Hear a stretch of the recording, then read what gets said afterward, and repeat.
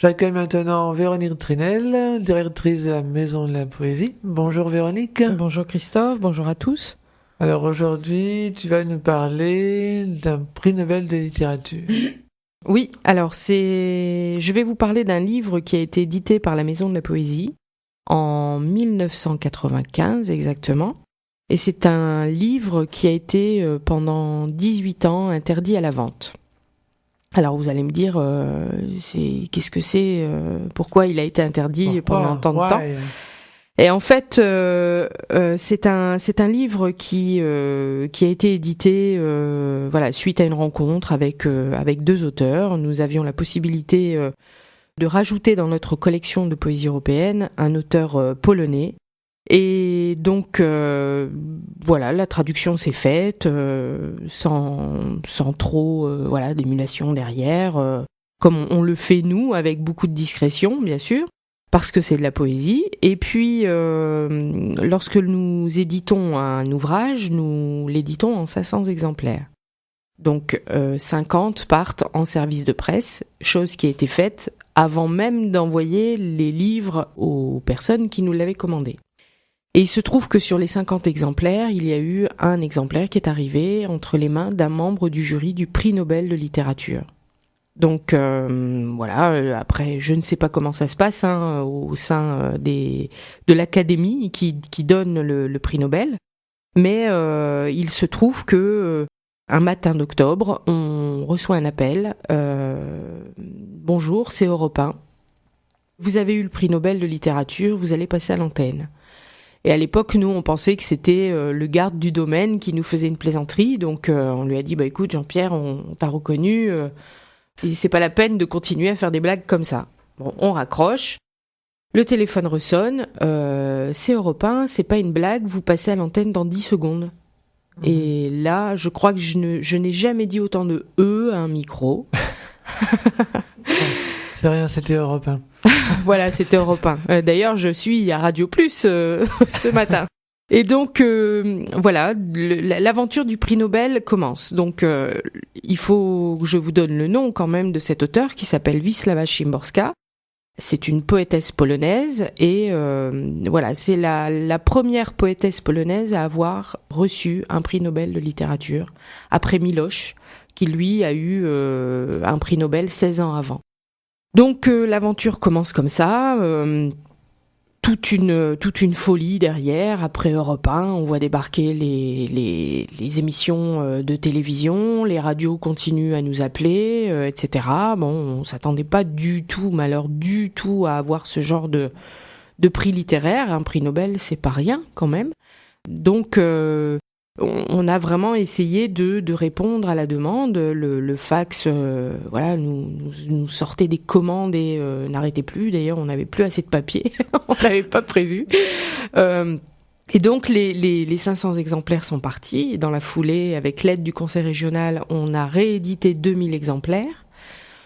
Tout ça dans un temps vraiment très très court, quoi. En une semaine de temps, ça a été vraiment une folie... une folie fantastique à vivre, quoi.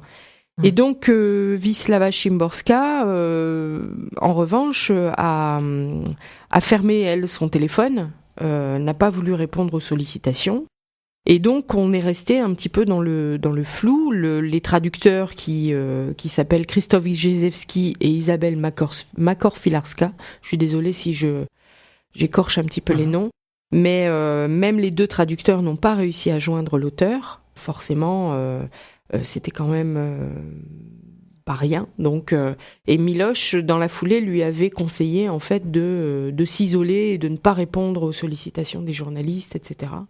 De rester seul parce que après des sollicitations à n'en plus finir, le soufflet retombe et après on se sent très seul. Donc, elle a préféré vraiment s'isoler dès le départ. Et un jour, on reçoit un courrier des éditions Fayard nous disant « Vous n'avez plus l'autorisation de vendre l'ouvrage, on a revendu les droits, on a racheté les droits à l'auteur, donc vous devez détruire votre stock. » Sauf que pour nous, détruire des livres, c'est impossible. Donc on n'a pas écouté, on n'a pas été très, très discipliné, on a gardé les ouvrages bien au chaud et on a attendu, et voilà, 18 ans après, on a enfin l'autorisation de le diffuser. Alors il faut savoir qu'entre deux, on a essayé de contacter l'auteur à plusieurs reprises.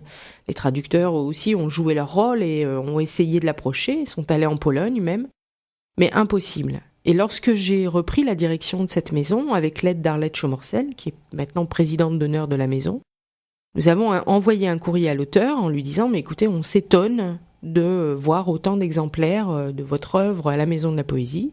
Est-ce que vous nous donnez l'autorisation de diffuser l'ouvrage ?» Et sur une toute petite carte postale qu'elle nous a envoyée dans la foulée, elle nous a dit « Je ne suis pas contre la diffusion de cet ouvrage. » Sauf que juridiquement, ça n'avait pas de valeur. On a établi un contrat, on l'a fait traduire en anglais, puisque lorsqu'on a un prix Nobel, comme ça, généralement, il y a un secrétaire qui s'occupe de tout ce qui est papier. C'était en décembre 2009, en janvier 2010, l'auteur décédait. Donc, retour à la case départ, plus moyen de négocier avec qui que ce soit, donc on a attendu un petit peu encore, quelques temps. Et puis, il y a à peu près 2 ans, j'ai dit, il faut vraiment qu'on arrive à diffuser cet ouvrage, quoi. On peut pas le vendre comme ça, de façon malhonnête, sans autorisation. Il faut vraiment qu'on arrive à trouver le moyen de pouvoir le vendre et le faire connaître, puisqu'il a été connu vraiment dans un délai d'1 semaine, quoi. Un livre, faut le temps que ça s'installe.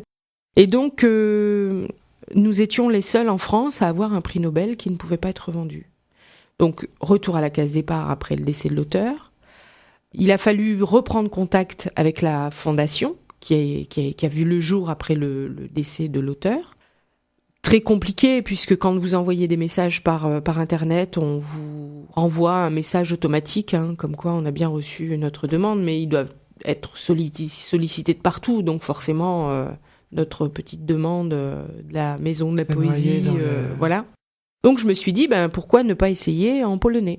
Sauf que ne parlant pas polonais, je me suis dirigée vers la Maison de la Polonia, qui se trouve à Liévin, et qui a eu la gentillesse de traduire en fait tous les messages que je voulais envoyer à la fondation. Donc il y a eu un premier contact comme ça.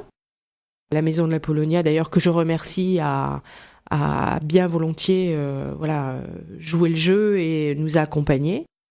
Et lors d'un salon du livre, même pas un salon du livre, c'est le salon polonais de Neulémine, j'ai eu la chance de rencontrer Henri Dudzinski, qui est consul honoraire de Pologne, et nous avons échangé autour du cas de Wisława Szymborska. Donc la Maison de la Polonia, elle m'a aidé sur le plan de la traduction, et Henri Dudzinski, lui, a pris la voie diplomatique. Et donc a appelé l'ambassade de Pologne à Paris, qui a appelé la fondation Wisława Szymborska. La machine était de nouveau en marche. Et j'ai eu la chance de rencontrer le président de la fondation Wisława Szymborska, en compagnie d'un des vice-présidents de la maison, au Salon du Livre de Paris, puisque la Pologne était invitée d'honneur au salon, à l'édition 2015. Et j'ai donc rencontré le président qui était très très ouvert et avec une volonté de rediffuser cet exemplaire. Donc on se retrouve aujourd'hui maintenant avec le prix Nobel de littérature 96, donc avec une édition limitée que l'on peut maintenant diffuser et que l'on peut vendre. Alors ça tombe bien parce que c'est bientôt Noël, maintenant. On voit les cadeaux, les jouets arriver dans les grandes surfaces, donc on a aussi la possibilité de vendre un cadeau littéraire, bien sûr, parmi tant d'autres. Il y en a plein aussi à acheter. Mais voilà, pour celui qui a de la famille polonaise, etc., on peut se procurer cet ouvrage. Dans le fleuve d'Héraclite, et donc l'auteur, on va peut-être l'épeler comme ça permet. Alors c'est Wisława Szymborska. Alors j'espère que je le dis bien. C'est Wislawa, donc Wisława Szymborska, Szymborska. Je pense qu'on retrouve ça sur le site de la Maison de la Poésie, sur le site et sur la page Facebook, mais il faut surtout pas hésiter à nous appeler. On pourra répondre à vos demandes sans aucun problème.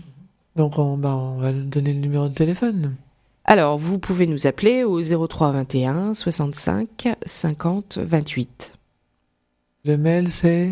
Alors, le mail, c'est mapoésie.npdc@wanadoo.fr et le site, c'est www.maisondelapoésie.npdc.fr. Des nouvelles de la Maison de la Poésie, des actualités prochainement Alors, l'actualité de la maison, prochainement, donc, la Maison de la Poésie fait partie de l'économie sociale et solidaire. Nous sommes un club maintenant, le club entrepreneur ESS. On va organiser en novembre, dans le cadre du mois de l'ESS, un speed meeting sur Béthune, où chaque acteur de l'ESS sera amené à se présenter en 6 minutes. Un peu à la façon du speed dating, hein, quand on fait des rencontres, des rencontres amoureuses, mais sauf que nous, c'est dans l'économie sociale et solidaire. Et donc, on aura 6 minutes pour présenter nos structures. Donc ça, c'est une petite nouveauté.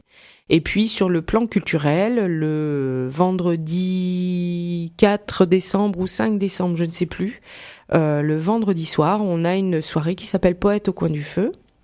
Et cette année, on donne carte blanche à nos intervenants de la Maison de la Poésie. Parce que c'est vrai qu'on invite très souvent des auteurs, des chanteurs, des acteurs de la vie culturelle, mais on n'a pas encore donné la parole à nos intervenants et on leur donne en fait cette soirée. Alors c'est une soirée très conviviale hein, où se mêle la culture, mais on échange aussi autour d'un petit repas et surtout au coin d'un feu de cheminée, ce qui est très très agréable. Donc là, c'est pareil, si vous voulez réserver, n'hésitez pas à nous contacter. Très beau parc, le domaine de Bélanville, à Beuvry, rue François Galvert. Voilà, c'est ça. Pour réserver, donc au numéro de téléphone... 03 21 65 50 28. Voilà. Et donc sinon, www.maisondelapoésie.npdc.fr pour le site internet. Voilà, eh bien, merci beaucoup Véronique.